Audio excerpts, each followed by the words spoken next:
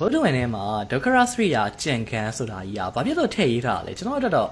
နားလည်ရခက်နေခဲ့ဘူးရဗျတိတ်တရမင်းသားဖျားဖြစ်ချင်တော့ညီမျိုးစုံနဲ့တရားရှာရင်ねဒုက္ခရစရိယာဆိုတဲ့အင်မတန်ပင်ပန်းဆင်းရဲပြီးတော့မသိုံတမဲစားပြီးတော့ထိုင်ရမထတဲ့အကျင့်ကိုကျင့်တဲ့ကျင့်တာလဲနည်းနည်းတော့မဟုတ်6နှစ်တောင်ကျင့်တာ6နှစ်ကျင့်ပြီးတော့လူလည်းမျက်မျက်ပဲကြံတော့မှဒီနည်းနဲ့အလုံးမဖြစ်သေးပါဘူးတက်တဲ့အောင်နေထိုင်စားတော့တယ်မေဇိမပဋိဌာန်နည်းနဲ့ပြောင်းပြီးတော့ကျင့်မှပဲဆိုတော့မှအဲ့လိုပြောင်းကျင့်တော့မှတရားပေါက်ပြီးတော့ဖျားဖြစ်သွားတယ်ပေါ့နော်ကျွန်တော်နားမလဲတာ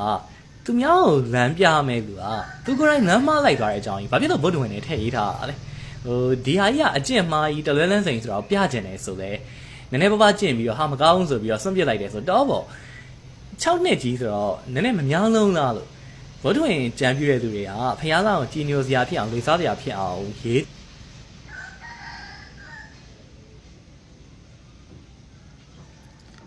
ရသော်ဗျာကဘာကြောင့်ဒုက္ခရစရိယအကျင့်ကိုကျင့်တာလဲဆိုလို့ရှိရင်နံပါတ်1အချက်နော်ဆန္ဒမူတာပေါ့ငါဖျားသည်ဝိရိယကိုအဲ့ဒါလောက်ထိအားထုတ်ခဲ့ဘူးတယ်ဆိုပြီးတော့ဆန္ဒမူနာပေါ့နံပါတ်2ချက်အဲ့ဒီခေတ်ကပုံကိုယ်တွေကယခုလိုခေါင်းပါတဲ့အကျင့်တွေကိုကျင့်တယ်ခေါင်းပါတဲ့အကျင့်တွေကိုကျင့်လို့ရှိရင်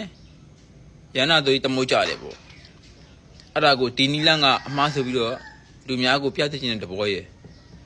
နော်နံပါတ်3ကကျတော့အတိတ်ဘဝမှာကရပဖျားက6ရက်ပဲကျင့်ငါဆိုလို့ရှိရင်ဖျားပြမယ်ဆိုလို့ရှိရင်6နှစ်ပတ်လုံးကျင့်မယ်ဆိုပြီးတော့လေဝတိပိဒမှားခဲ့ဘူးတယ်3ချက်ပေါ့နော်ပြီးတော့အဲ့ဒီခေတ်ကလူတွေကဒီခေါင်းပါတဲ့အကျင့်တွေကိုကျင့်တယ်ယုံကြည်တယ်ဒါပုံဝင်ကျင့်ရိုက်ခတ်မှုပဲလေပုံဝင်ကျင့်မှာဒီခေါင်းပါတဲ့အကျင့်တွေက